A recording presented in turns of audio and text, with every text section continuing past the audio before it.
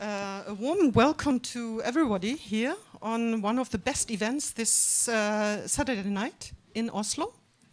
A very interesting team of 3 speakers, whereas Helge Jordheim, professor at the university, and writer, editor, and head of the board of the Litteraturhuset will be the host for tonight. My name is Sabine Richter, and it might sound a little bit strange, a German in the Norwegian Litteraturhuset trying to introduce something on pidgin English, but we try. Everyone is very knowledgeable in languages.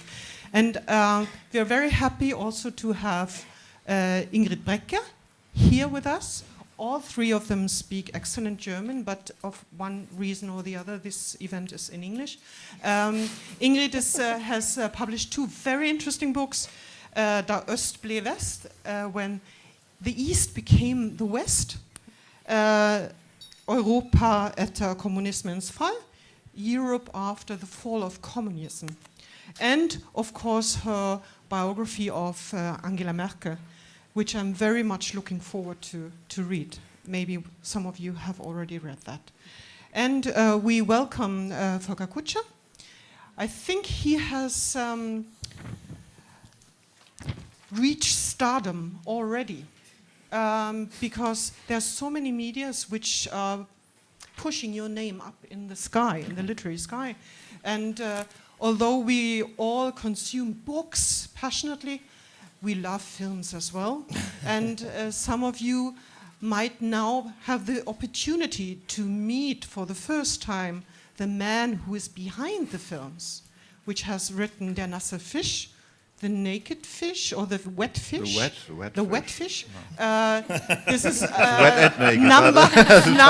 number 1 in a series of up to now 7 books. Is that correct? 7? Yes. Yeah? Seven. So, but tonight, our topic is not Babylon Berlin explicitly.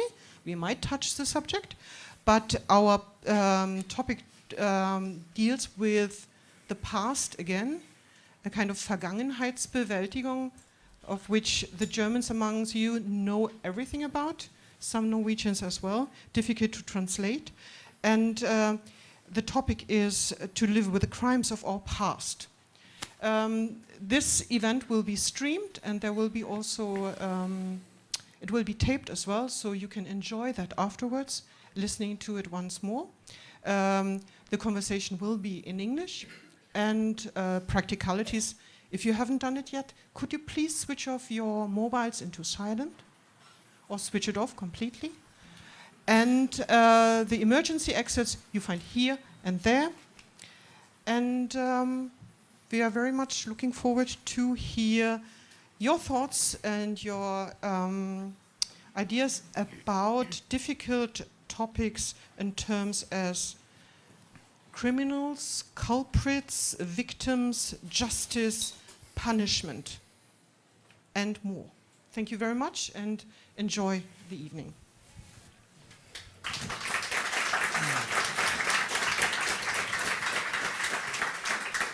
Well, thank you, Sabine, for that lovely introduction, and thank you, everybody, for coming. There are a lot of competing events. We're really happy that you're our audience tonight, exactly you.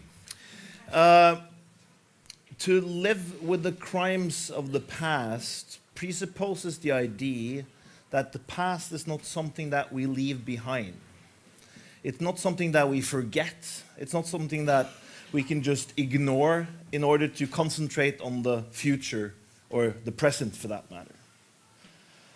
On the contrary, the past is something we carry with us as individuals, but also as different kind of collectives. Communities, nations, peoples, in languages, in cultures, we carry the past with us. It comes back to haunt us, as it's often said. It lives on in the present. It lives on in our memory in different ways. In texts, in memorials, in rituals, in things we do and things we say.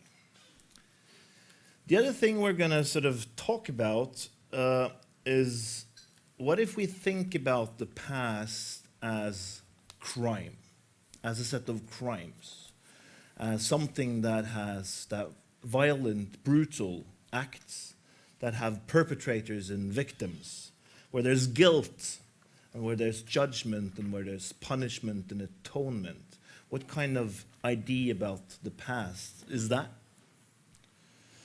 And then finally, I think there's also part of this conversation is going to be the question how that very sort of sophisticated and interesting vocabulary that the German public German academics and German authors have developed, intellectuals have developed in thinking about the crimes of the past.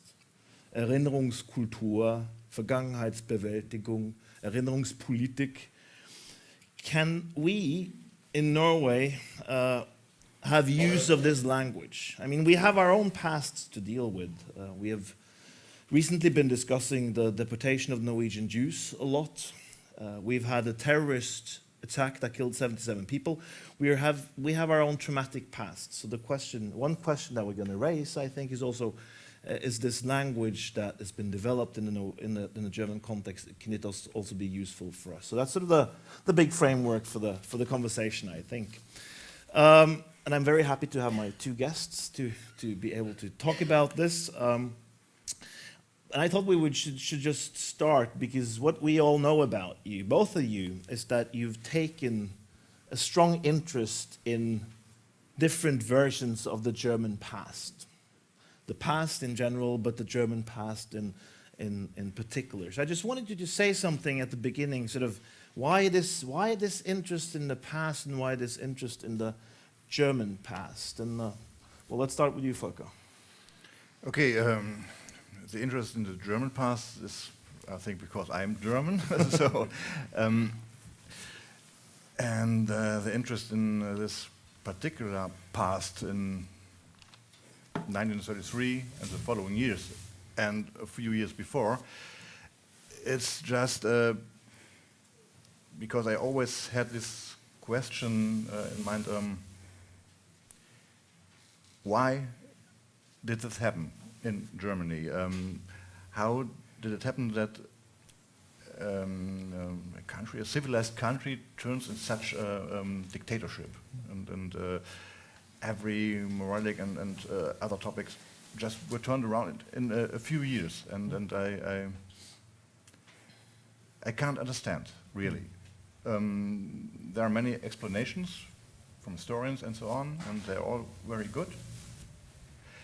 But it's not an answer. You know, there's always a rest of a doubt, always a why remaining. And for me, this is the main reason to write my novels. Yeah. And I started in 1929 to see what happens with the Republic in Germany back then. It was not such a bad republic, the Weimar Republic. It was a very good republic, but not so many Democrats, maybe. But it could have worked, but it didn't. And I asked myself, why? And why was it? Did it find such an end? And why? The Nazis were the ones who followed, and I think it's the worst case scenario. What happened then, and this is what I try to get a little bit closer to this question by the way of fiction, right. Because in fiction you have empathy. You are in the role of other people and look through their eyes. The people back then, we didn't know what happened the next year. You didn't know the future. You know, for us, their future is the past already. We know much more things than they didn't know. And this I wanted to see it by myself and to show how this feels when things change in such a way, and I hope that many people who read these books, they ask themselves, like I do, what would I have done back then, and maybe what would I do today if similar changes come to our society. Right. So, Ingrid, you're a journalist, so you're used to sort of following things as they unfold. And I mean, you've been a journalist in periods where quite dramatic things have unfolded, not yet similar to the events that Volker has been writing about, but still. So how is the German past important for the kind of work you've been doing for the last 10, 15 years? To me, it's important because I'm of course concerned about the past, but I'm mainly concerned about how to deal with it. When these most horrible things have happened, how is it possible to live with that? How can the Germans live on knowing what they did and what sort of responsibility they had? These questions are my main concern. And you can see today, if you follow European politics today, and of course also German politics, you can see how important the war still is, and how dealing with the war is still part of how the EU is working, what is happening, the conflicts between East and West. It's all sort of linked to the war, if you want to look at it that way, which is just one perspective of many, but it's a very useful perspective, I think, and it's also a lesson in things take time. And it's not like you can just decide, now we put an end to this and we move on. You just have to wait until the next generation, maybe even the next generation, to sort of get a new perspective and a new beginning. Or maybe you can never have a real new beginning, but it takes a lot of time. Could you give us sort of a concrete example, recent example of that, what you're talking about now? How does the past directly impact European politics as it unfolds today? Could you be concrete about that? A really concrete example is how now Poland and Greece are asking Germany for war reparations, which is, it's very concrete. I mean, they have the numbers ready, especially in Poland. This has been a subject for maybe 15 years. They have the numbers, they know exactly what they want, and they bring it up again and again. And it's very difficult because in a way, I think it was the German president who wrote some years ago about Greece. It was during the big crisis in Greece, that they are also partly right.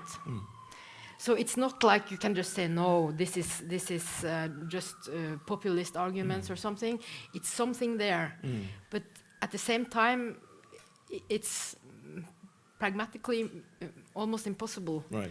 Because what should you bankrupt Germany then to pay for the war now? Which is, it's different people.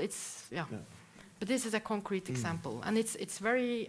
I don't know how it's in Greece, but I've been to Poland a lot lately, and it's felt. A lot of people feel this. I think the idea of reparation is interesting because it brings us back to the question that something was committed that is similar to a crime. And reparations is it's a kind of punishment or atonement, at least. It's something you pay for your crimes, you pay reparations. So then, I mean, the interesting thing here, one of the interesting things about talking with you, Volker, is that you have decided, in one way or another, you'll have to explain this, to think about the past in terms of crime. I mean, in terms of certain acts of criminal acts, be they petty, be they like prostitution and drugs, or be they capital crimes like murder, or be they state crimes like the killing of the communists or the civilians in the Blutmai in 29. So what does it mean, do you think, also in light of this idea about reparations, to think about the past in terms of crimes that we need to deal with, that we need to be punished for, that we need to feel guilt for? Yeah, first, I wanted to write crime stories, because you can show society very good with crime stories, and it's the main thing to me to show how society changes. And some years very, very quickly, sometimes a little bit slowly, sometimes you see everything, sometimes you don't realize, and I want to show all these things, and of course, as the police is very, very important because it's executive of the regime, and it's an interesting fact that the Berlin police it didn't change very much, you know. In the Kaiserreich, it was the same police. In the Republic, and then in Nazi Germany, mostly were the same policemen. Right. A few people were changed out, but the rest worked. And this is very disturbing, you know. Is that sort of Heinrich Mann der Untertan? Is that the kind of story that sort of that maybe mentality was the sometimes, same? yeah, maybe it's kind of mentality. I don't know. I don't really know if it's just only a German problem, that such things. No. Maybe it's back then it was, of course. But yeah, it's Pflichtgefühl. I don't know the English word, but maybe it doesn't. Duty. Yeah, duty. Yeah, of course. And but it sounds even more. Pflicht sounds better than duty. Pflichtgefühl. I It's, agree. yeah, it sounds like a real German word. And so they went on, and I have to follow my orders and so on. And then it ended in the first Einsatzgruppen shoot Jews behind the front in Poland. Yeah. Were policemen. Yeah, yeah. It was not SS, not soldiers. It were policemen. And that's, Polizeibataillon, yeah, this and this. Yeah, yeah. and that's one of the things I don't understand. Yeah. And these people who did this, most of them didn't like to do this. Some of them were sadists, you know. It's in such a regime, people like sadists, they can climb up. But most of them were normal policemen, and suddenly they stand there and shoot Jews. And they thought, it's my duty. This is the enemy of my people, I have to shoot them.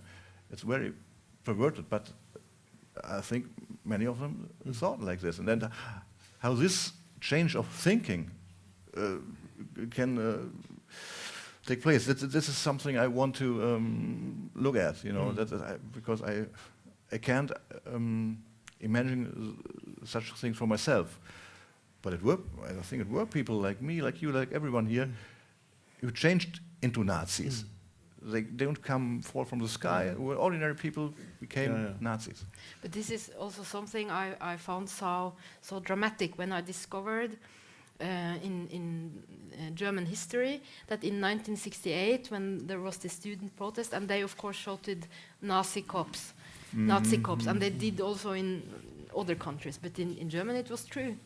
I mean, it was the concrete police people were sometimes also old Nazis, and this makes it so strong. The history, it's. It was the same in the German Democratic Republic, but they were Yeah, communists, of course, but of were course. sometimes the Yeah, same of people. course. They had the same problem, but Absolutely, they thought, okay, we always were anti-fascists, so we have not. That's a problem. Yeah. The fascists They just are in the decided, West, but yeah. no, Yeah. it was on both sides of the wall. Yeah. There were, Yeah. There were Nazis. Yeah, and I mean, it's also one of the discussions that we've been having in Norway about the deportation of the Jews. What was the real role of the Norwegian police? I mean, it's also a question of the police.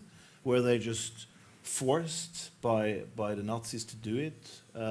Could they have warned the Jews? Could they have acted differently? So, I mean, the question of sort of the loyalty of police officers to what kind of ideals seemed to be sort of a question that has very much to do with sort of the logic of totalitarian societies, I guess, in a very basic sense.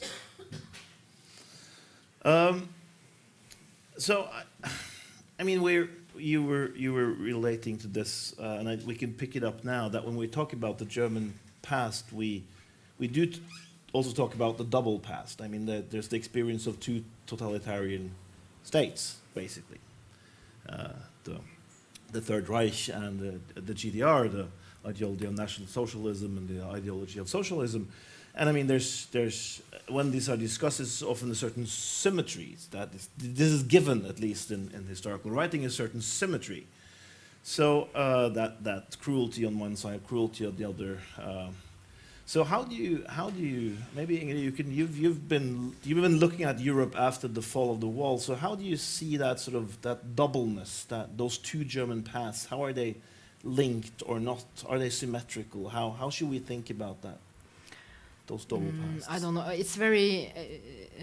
It's a popular sport to compare and count who many died and who was killed in different. Yeah, I don't think that's so useful. But what is very interesting to see is that Germany are rightfully, I think, getting a lot of how do you say it? Rus. They are being praised for being the best in the world with dealing with the past. And this is, of course, mostly related to the Nazi regime, and it's very true, because they are admitting it, they are taking responsibility, they are saying this to the world whenever it is needed. They travel around to the countries all around Europe, and they say the things they need to, which is very important. And also back home, it's research, it's, you know, everything, it's displayed, this is how it was. And then when you come to the communist time, they of course apply the same, but they forget that it's recent. So it's like now, you should also, this should also now be over. Now you're part of the new democracy and everything should be okay. But what you see is that it just takes time. It's the same. It takes time, and it's not been enough time yet. And you can see it in the political divisions. You see it very clearly when you look at where are the right-wing populists popular. It's of course all over Germany, but it's a big difference. They are much more. They can even. There will be elections in 3 of the former DDR. In the former DDR, 3 of the states, and AfD could be the biggest one, at least in Sachsen, which is very dramatic. And it has to do with this, I think. It has to do with other things as well, but it's still this.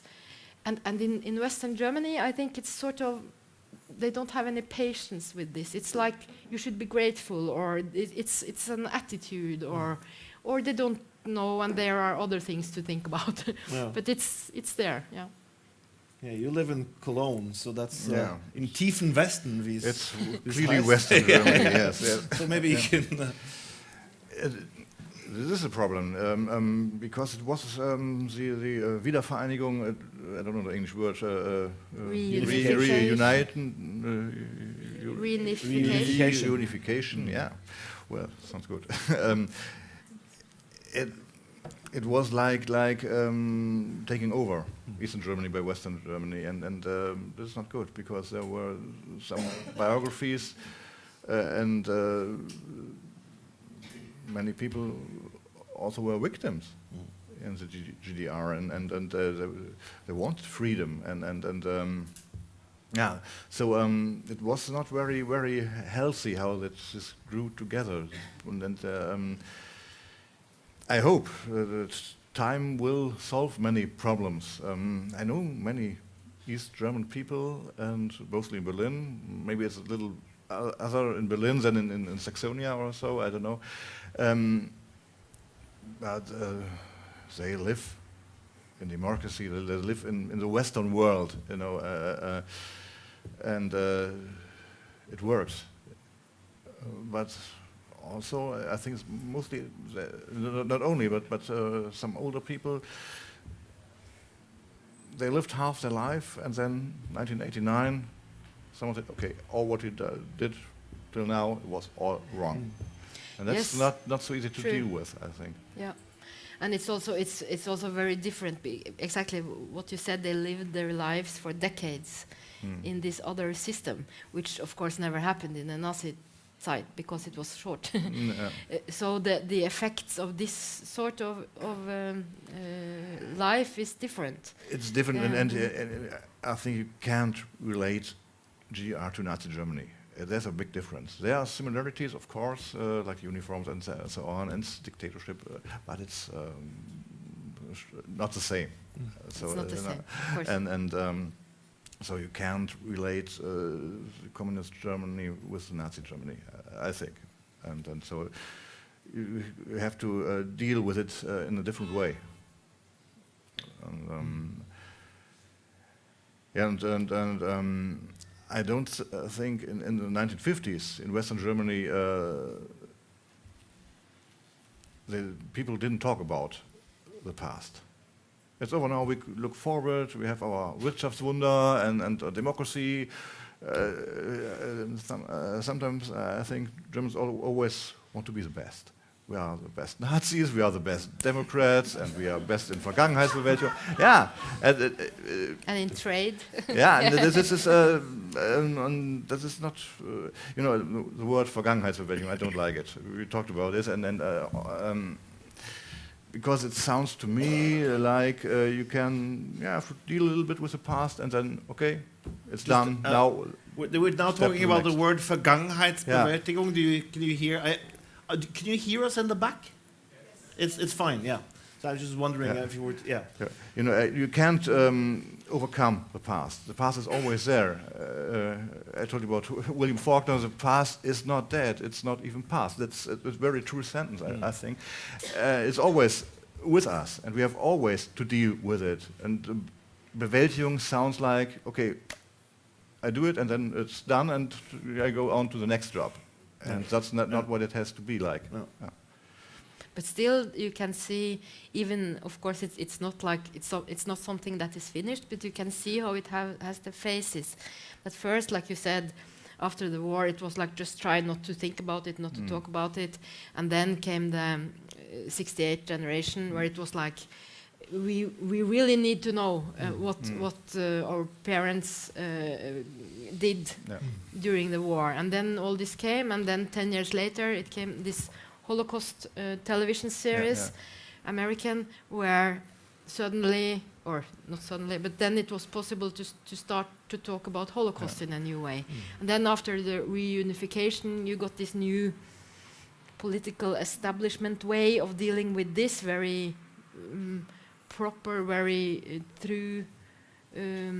Like an Erinnerungskultur. It's like a ritual, exactly. and it's all very important to do this. Don't get me wrong; it's very important. It's more important than to put it in two words like Erinnerungskultur and Vergangenheitsbewältigung, because it's a thing. It should be just normal to think about the past and not to put it in some rituals like Erinnerungskultur.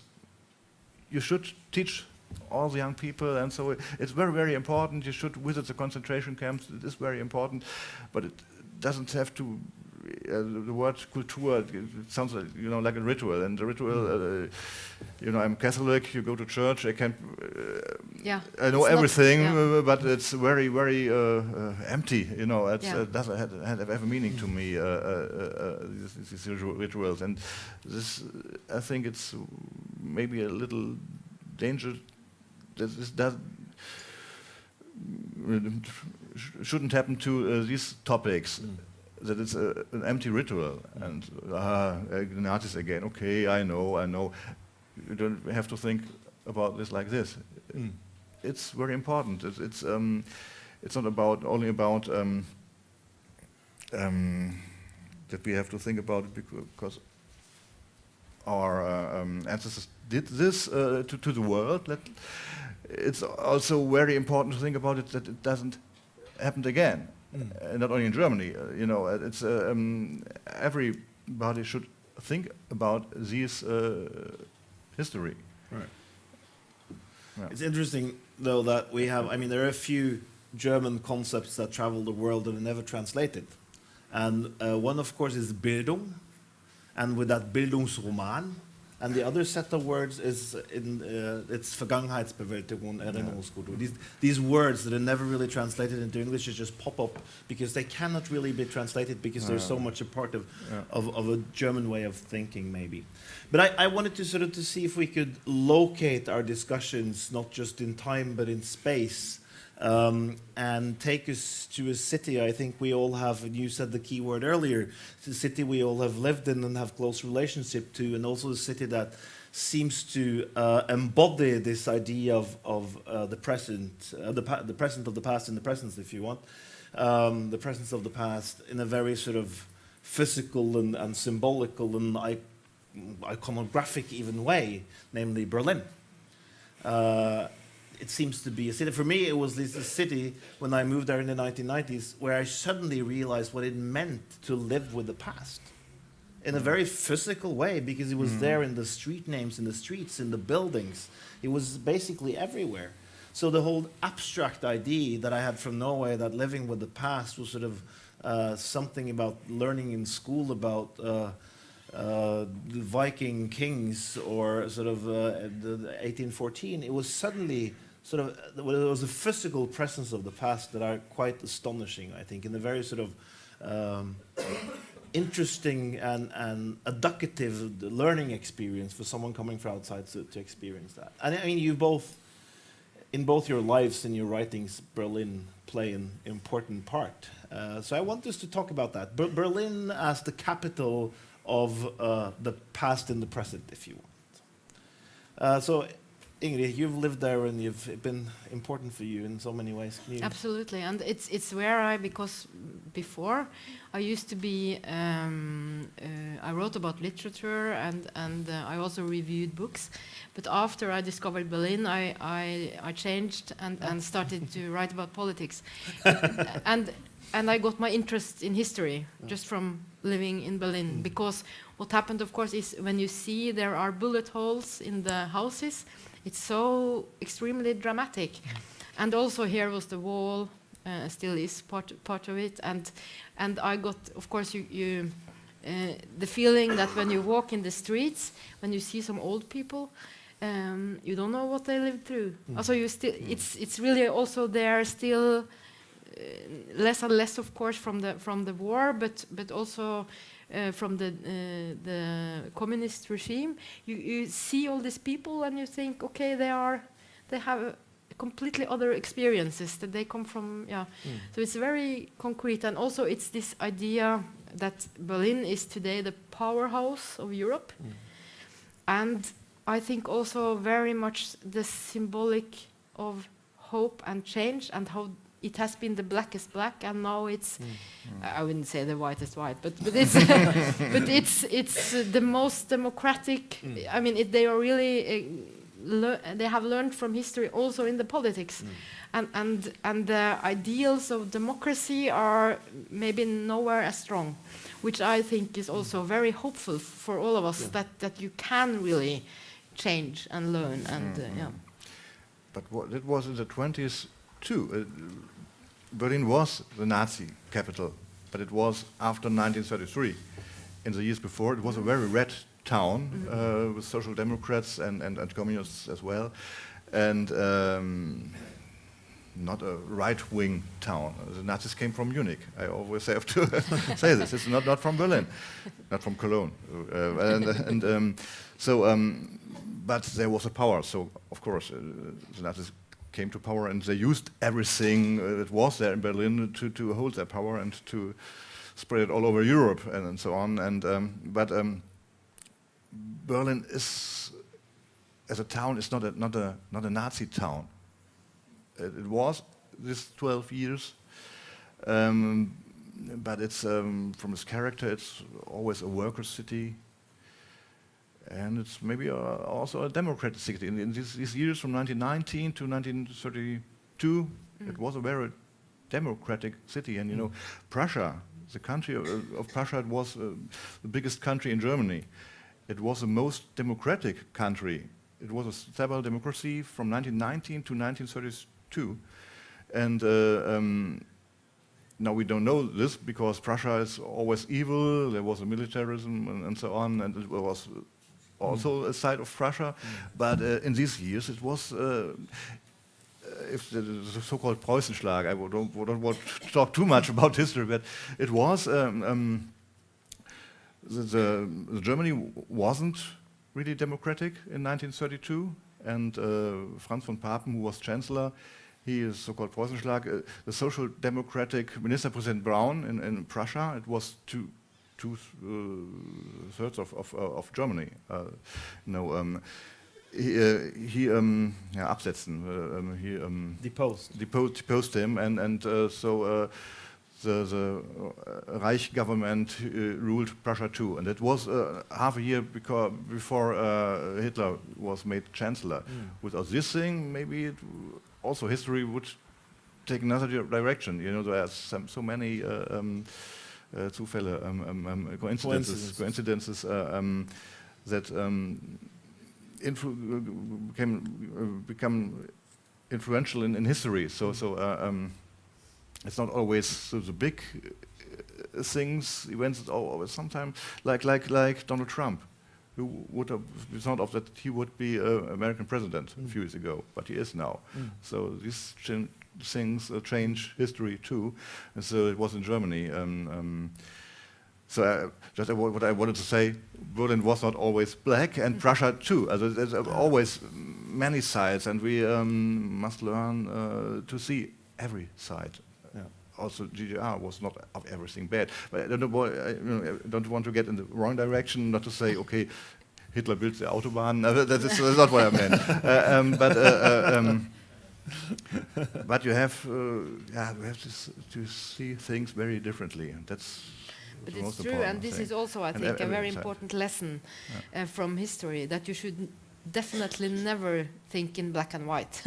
You should always try to see the nuances and the spectrum. This is very important. And talk about everything. And talk about say, okay, yes, true. But better not. Like Turkey and Armenians also.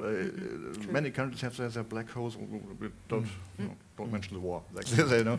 And you have to talk about everything. I just don't want to leave Berlin quite yet, because one of the stunning things in your experience in Berlin is that politics change, right? Politics, social movements change, but many buildings stay the same. I find that incredibly fascinating. So, so when you enter the finance department now, you basically enter to the building built for Hermann Göring in the 30s to house his Reichsluftfahrtministerium. I mean, this is one example, and the fact that you move that sort of the city, the stuff of the city, the material of the city remains, but it can house very, very different people. Obviously, different ideologies, different dreams and hopes and anxieties. It was Haus der Ministerien in the GDR, this same building. In the GDR, it was Haus der Ministerien. There were many Ministerien in this house too, in the communist. So every time used it. So, do you think this sort of is that a problem for Berlin for the future? Can you build a future-oriented democratic capital while still moving into the old structures of? They already have. Sure, I mean, but will it work in the long run? Yes, I think definitely.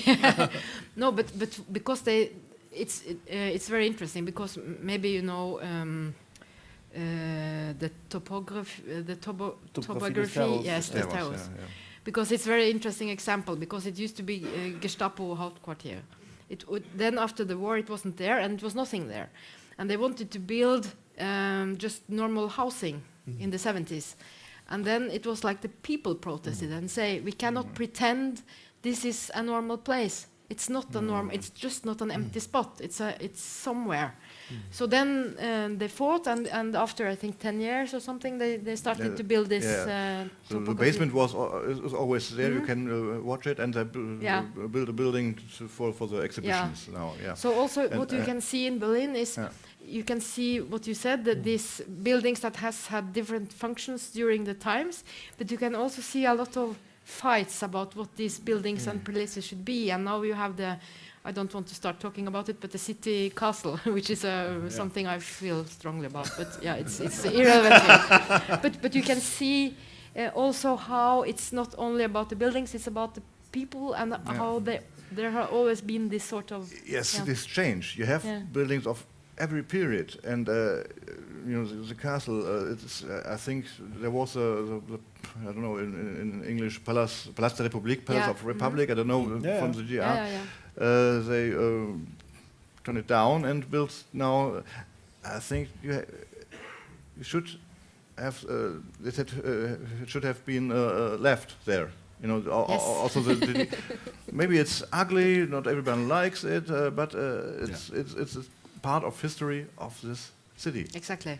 And so it's important, and I think it works. That now in the Bundesfinanzministerium, this is an old Goebbels ministry, but you always are remembered when you go in this building, that has another past. I think.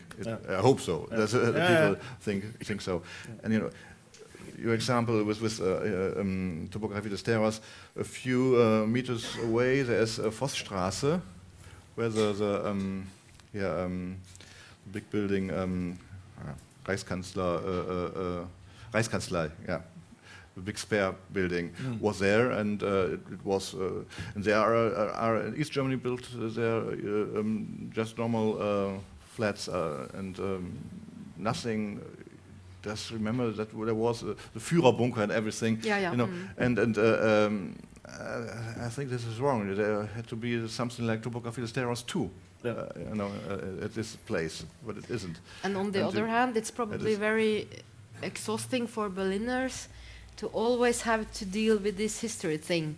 And I mean, it's very interesting for us when we arrive, but I think also that they can never be free of it, or they try just to live in their little part of the city and not think about it all the time. Because it's also, I mean, I think you also have to respect that you cannot always think about these things. Of course, you have to live your normal life too. Yeah. But it's not only in Berlin that you have the relics of Nazism. You know, in many official German buildings, you have these big eagles, and there's a circle.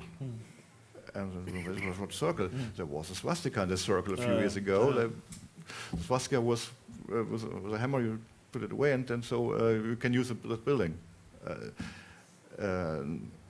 Because this is also something you experience when you, at least and I know also other Norwegian people who have been to Germany and studied this, they meet Germans who can start to cry because they feel still guilty about things now. And they have nothing to do with it, but it's also this is the other part of this. But I think crying doesn't help, you know. But no, but it's something. I mean, think about it and maybe feel guilty. Yeah, of course. But it's part. You are not personally responsible for the things happened back then, but we are responsible for the things which happen now and will happen in the future. That's a more important thing. Of course, but what is you are of course right, but it's something that is also emotional or impressive or whatever for me to see.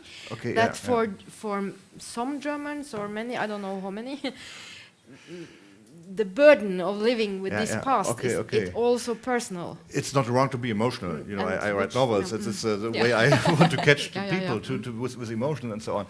But it's not the only thing. You know, you have to do more than just only cry. That's what I wanted to say.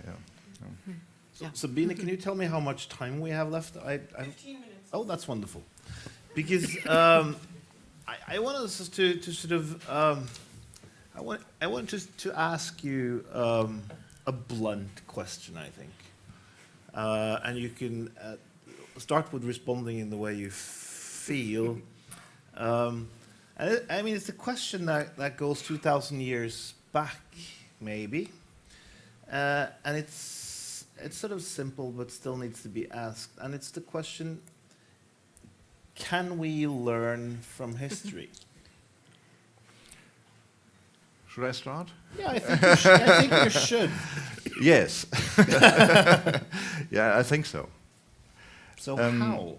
No, it doesn't repeat itself, right? That's the problem. So we can't really. It doesn't. That's right. It doesn't repeat itself. So I always say we are now not live in Weimar Germany. When some people say, "Okay, AfD, the new Nazis," it's not as simple as that. It's more difficult because there are some Nazis in the AfD, but it's not a Nazi party like the NSDAP was.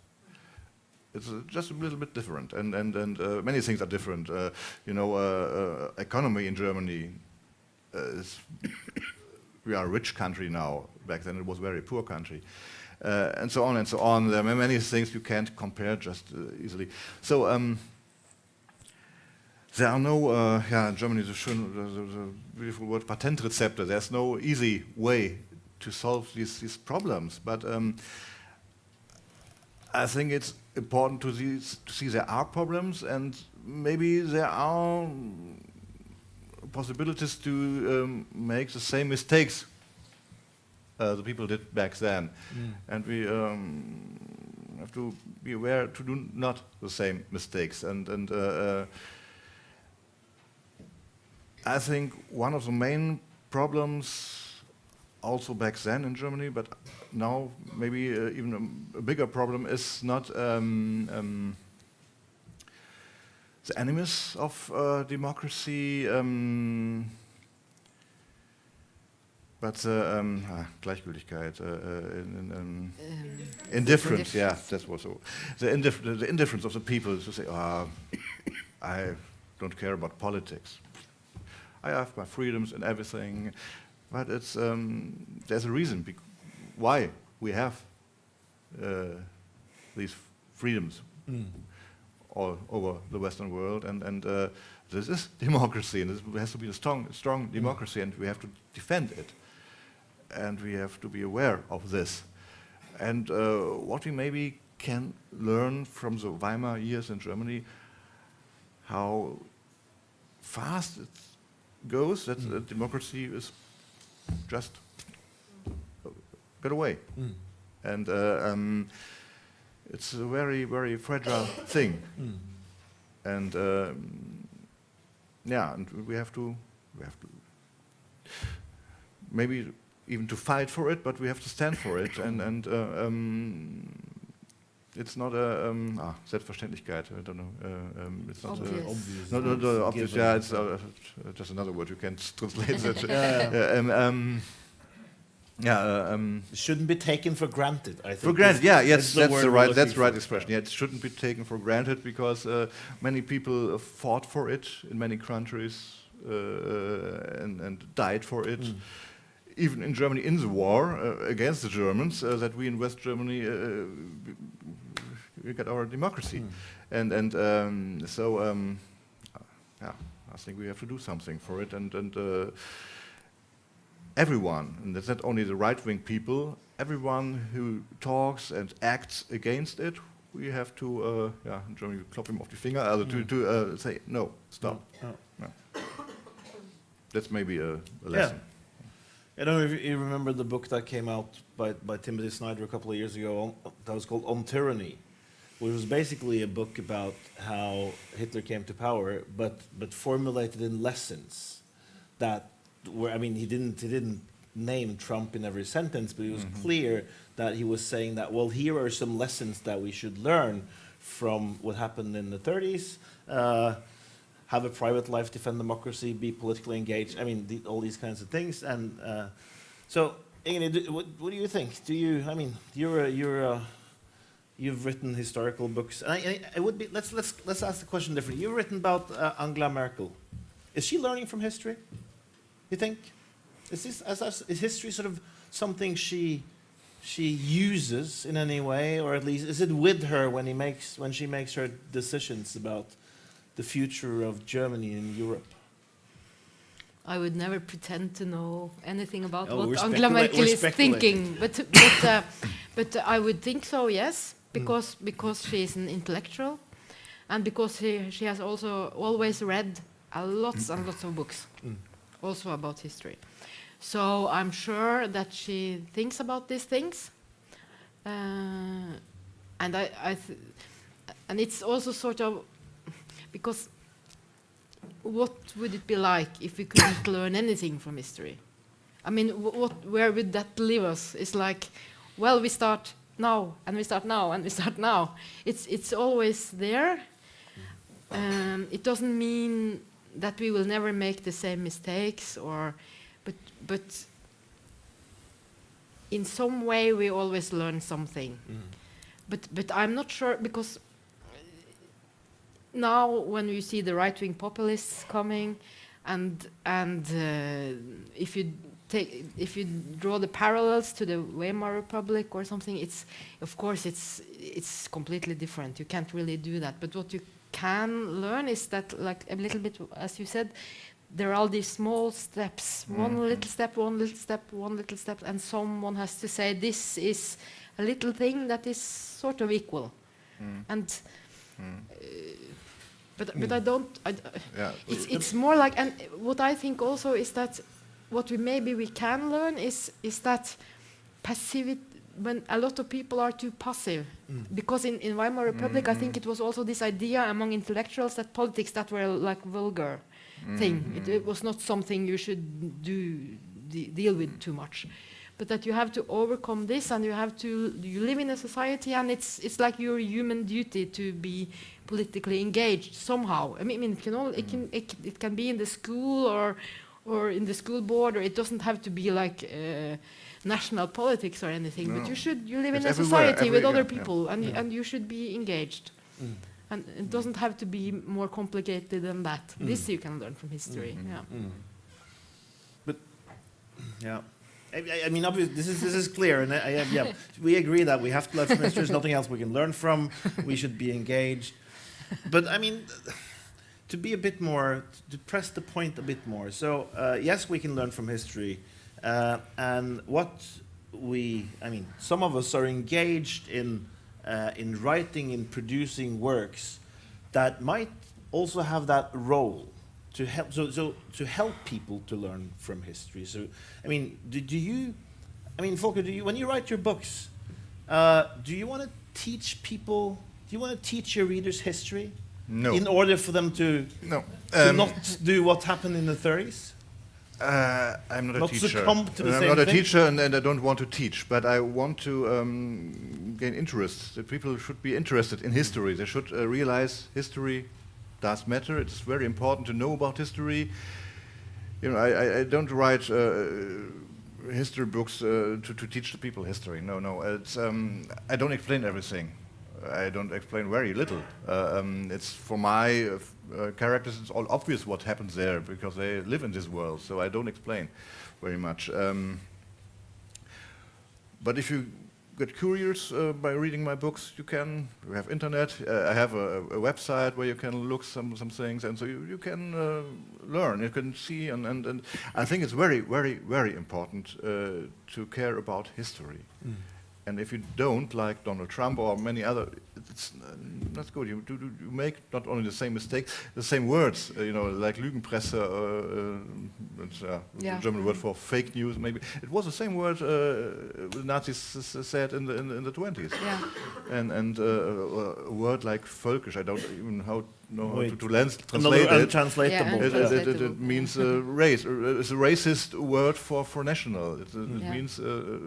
Yeah, and Frauke Petri from the AfD said, "Oh no, völkisch is just a normal word. It's a German term for national." But it isn't. It has a history. Words have a history too, and you can't use them as they were innocent. They aren't, and that's all these things are very important, and you have to know about. So you have to not only to deal with, you have to read and learn history. It's important. Yeah.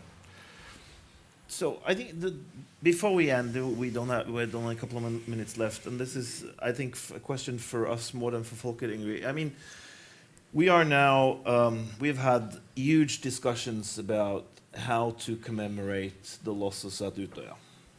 We have big questions about keeping the government buildings, tearing them down. What kind of memorials should we build? Could we have memorials that offend people?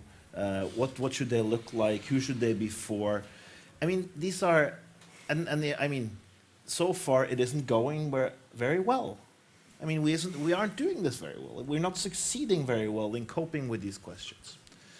So I guess one question about learning is, could we learn from recent German history in the attempt to deal with the traumatic past in our current ongoing work to deal with our own recent traumatic past, and in that case, how? So I think Norway, I don't know if I should say the Norwegian government, but Norway made the typical mistake in thinking that now there's been, 4 years or something, now we can put up the monument and we can move on. And this is a way of also signaling we are now finished with this. We don't want to talk about it too much because it's painful and it's very difficult.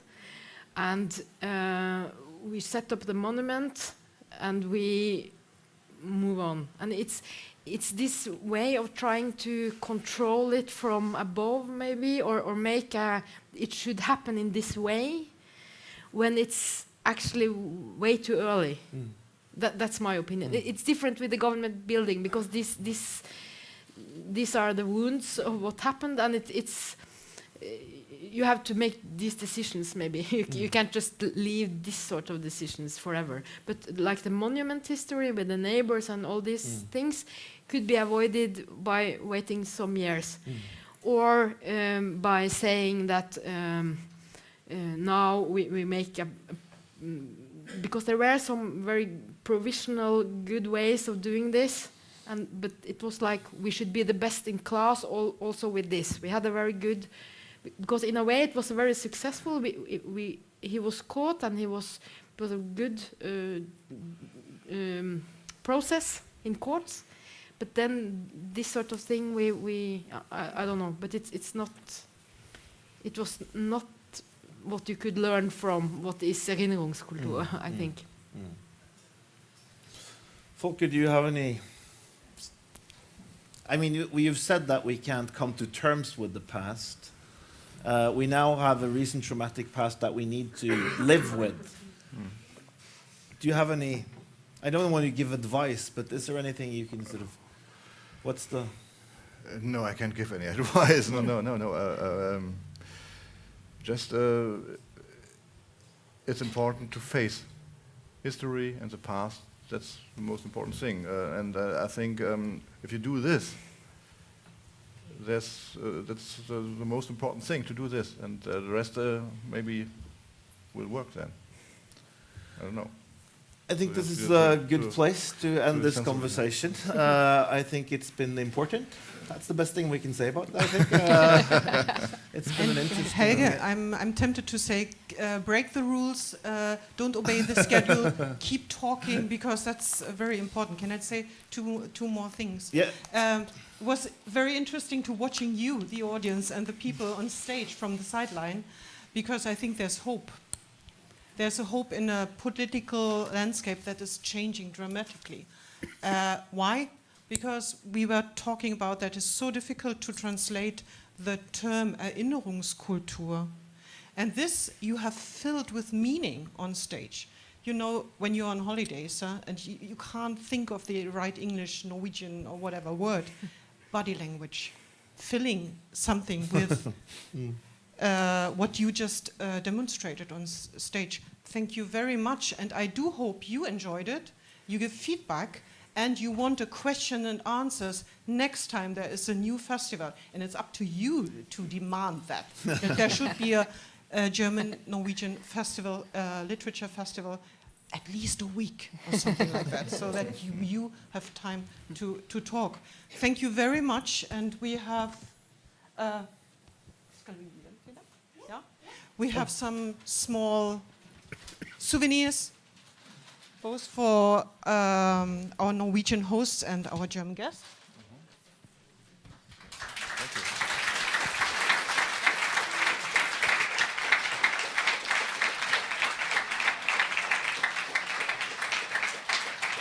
And I do hope you have you feel like it, and you have the energy to attend more. There's more tonight, and there's more tomorrow.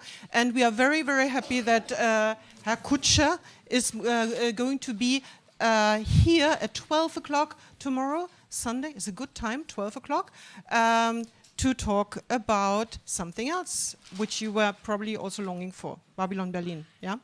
Have a good night.